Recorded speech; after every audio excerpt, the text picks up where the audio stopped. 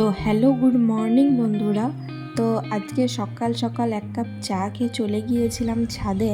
কারণ হচ্ছে তোমরা দেখতেই পারছো এত গরমেও গোলাপগুলো কি সুন্দরভাবে আমার কাছে ফুটছে।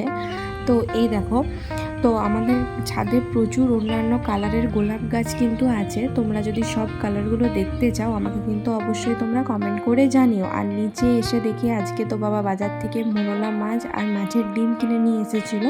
তো মাছের ডিমের টক খেতে তোমাদের কার কার ভালো লাগে। আর তারপর তো মা আজকে আমার হাতে একটা ডিম সিদ্ধ দিয়ে দিল। আর এদিকে দেখো বাবা কতকগুলো মুসুম্বি কিনে এনে বললো কাটতে, কারণ মুসুম্বিগুলো প্রচুর পরিমাণে পাকা ছিল। আর তারপর তো বিকালবেলায় আজকে ঘুম থেকে উঠে ভাই বললো দিদি একটু ম্যাগি বানা। তো এদিকে আমি ম্যাগি বানাচ্ছিলাম। আর আজকে বাইরে প্রচুর পরিমাণে মেঘ ধরেছিল, প্রচুর বৃষ্টিও হচ্ছিল। তোমরা দেখতে পারছো কীরকম অন্ধকার হয়ে গেছে পুরো। আর এদিকে দেখো আমার ম্যাগি বানানো কিন্তু প্রায় কমপ্লিট হয়ে এসেছে। আর তোমরা তো সকলেই জানো যে ম্যাগির থেকে সহজ রান্না হয়তো আর কিছু হতে পারে না। তো দেখো মেঘের অবস্থাটা। আজ এতটুকুই, দেখা হচ্ছে তোমাদের সাথে একটা নেক্সট ভিডিওতে।